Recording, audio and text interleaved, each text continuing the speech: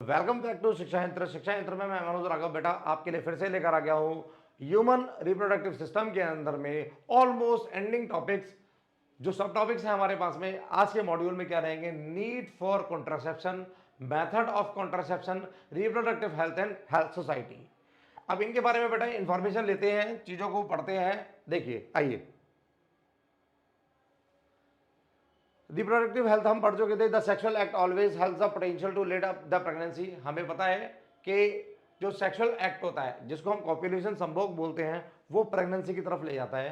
क्योंकि जब sexual act होगा तो उसमें स्पर्म रिलीज होगा फीमेल बॉडी में। अगर उस दौरान फीमेल बॉडी के अंदर फैलोपियन ट्यूब के अंदर में अगर अंडा है तो उन दोनों के फर्टिलाइज होने के, निषेचन होने के चांसेस बढ़ जाते हैं।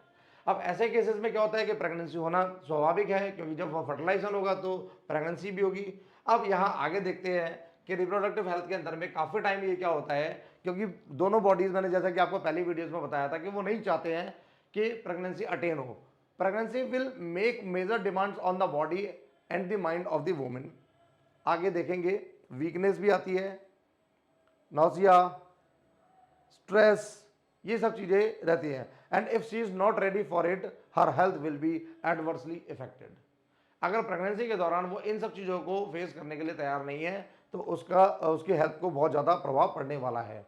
आगे रिप्रोडक्टिव हेल्थ में और देखेंगे, therefore many ways have been डाइवर्स टू अवॉइड प्रेगनेंसी। इसीलिए बहुत सारे तरीके भी हैं कि जिसमें क्या होता है कि कॉपुलेशन के बाद प्रेगनेंसी को अवॉइड किया जा सकता है। अब वो तरीके क्या है वो है ये, ठीक है ना। हमारे पास में मेथड्स मिलेंगे। मेथड्स कौन कौन से? These methods are or ways are called contraceptive methods or method of birth control. या तो हम इनको गर्भ निरोधन के तरीके बोलेंगे या कॉन्ट्रासेप्टिव मेथड्स बोलेंगे। तो अब इन मेथड को कैटेगरी वाइज पढ़ लेते हैं। कॉन्ट्रासेप्टिव मेथड जो होते हैं, बहुत सारे तरीके हैं, तो ये जिस तरह की अप्रोचेस है उस तरह से इनको कैटेगरीज में बांटा हुआ है, ठीक है ना। देखिए मैकेनिकल बैरियर में क्या पढ़ेंगे? One category is the creation of a mechanical barrier so that sperm does not reach the egg. एक मैकेनिकल तरीका जिसमें क्या होगा कि स्पर्म एग तक नहीं जाएगा। मैंने अभी आपको बताया कि पीनस पर कवरिंग करना, एक प्लास्टिक, एक लेटेक्स क्वालिटी की प्लास्टिक की कवरिंग करना, जिससे क्या होगा कि स्पर्म का अगर भाई पीनस इंटरकोर्स के दौरान एक कवरिंग कर ली जाए, और वो कवरिंग क्या करेगी कि कभी भी स्पर्म को फीमेल बॉडी में एंटर ही नहीं होने देगी। अब फीमेल बॉडी में जब वो एंटर नहीं होगा, स्पर्म एंटर नहीं होगा, तो इंटरकोर्स तो हो गया, संभोग क्रिया तो हो गई, पर क्या हुआ? स्पर्म अंडे को नहीं मिल पाया, फर्टिलाइजेशन नहीं हो पाया, निषेचन नहीं हो पाया, और क्या हुआ? प्रेगनेंसी अटेन होगी नहीं। तो कॉपुलेशन हो गया और यहां पर कॉन्ट्रासेप्शन भी हो गया, गर्भ का निरोधन भी हो गया। इस मेथड को हम बोलते हैं बैरियर मेथड। देखिए आगे, method of birth control. Barrier method protect from STDs, ये एसटीडी से भी बचा लेता है। कॉन्डम में diaphragm prevent the entry of sperm, ये फीमेल बॉडी के अंदर में इजेक्ट होता है, इम्प्लांट होता है, और ये क्या करता है? स्पर्म की एंट्रीज को बचाता है। आगे डायफ्राम के बाद में ये मेल्स में यूज होता है, ये फीमेल्स में यूज होता है। अब दूसरा तरीका कौन सा है हमारे पास में? हार्मोनल बैलेंस जो होते हैं बॉडी के, उनको चेंज कर देना, जिससे फर्टिलाइजेशन हो ही ना। अब ये कैसे चेंज किए जाते हैं? इन मेथड को वैसे बोलते तो केमिकल मेथड है, पर ये कैसे पॉसिबल है? आपको वैसे नाम से पता लग गया केमिकल मेथड में। देखिए केमिकल मेथड में क्या होगा? पिल्स जो होती हैं, यानी जो मेडिसिन जो होती हैं, उनको यूज किया जाता है। और ये क्या करती हैं? These drugs commonly need to be taken orally by females as pills, ठीक है। ये मार्केट में मेडिकल स्टोर्स पे और मतलब इजीली मतलब अवेलेबल होती है। पर ये मैं यहाँ पर आपको एक अपनी पर्सनल एडवाइस देना चाहूँगा, जो कोर्स का पार्ट नहीं है, कि पिल्स का एक्सेसिव यूज से क्या होता है कि फीमेल बॉडी के अंदर में हार्मोनल चेंजेस आते हैं। आपने देखा होगा स्लाइड पर पहले क्या लिखा हुआ है। अगर मैं यहाँ पर ये कॉन्ट्रासेप्शन की बात करें, पिल्स वाले कॉन्ट्रासेप्शन की बात करें, तो ओरल कॉन्ट्रासेप्शन जिसे हम बोलते हैं, यहाँ पर अगर पिल्स का एक्सेसिव यूज किया गया है तो उससे क्या होगा कि ये काम कैसे करती है, इसका मैकेनिज्म क्या होता है? ये बॉडी के अंदर में हार्मोनल चेंजेस कर देती हैं, जो फर्टिलाइजेशन के लिए, निषेचन के लिए क्या होते हैं? उपयुक्त नहीं होते हैं।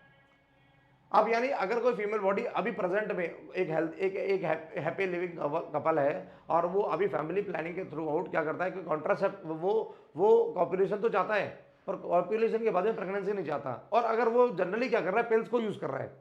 तो फीमेल अगर पिल्स को यूज कर रही है तो उसकी बॉडी के अंदर एक क्या होगा? परमानेंट, अगर वो लगातार पिल्स के यूज करने से क्या होता है, कभी कभी परमानेंट हार्मोनल चेंजेस भी आ जाते हैं। और जिसकी वजह से अभी तो प्रेगनेंसी अटेन नहीं हो रही है, एक टाइम आएगा कि वो कपल चाहेगा प्रेगनेंसी अटेन करना, फिर क्या होगा, पर वहां तो हार्मोनल चेंजेस क्या हो चुके हैं, परमानेंट फॉर्म से हो चुके हैं।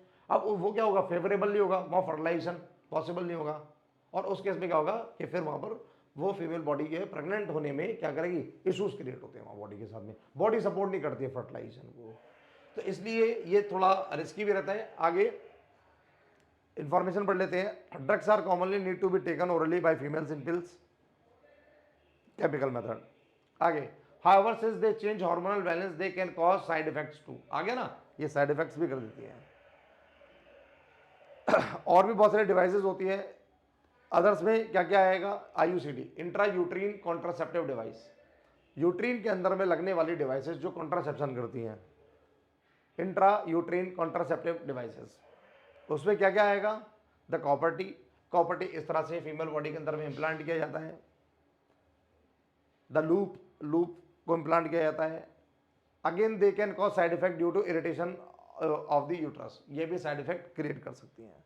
तो कन्वीनियंट मेथड कौन सा हुआ, another approach to contraception is to avoid fertilisation by blocking the paths of male and the female gametes, इसको बोलते हैं सर्जिकल मेथड।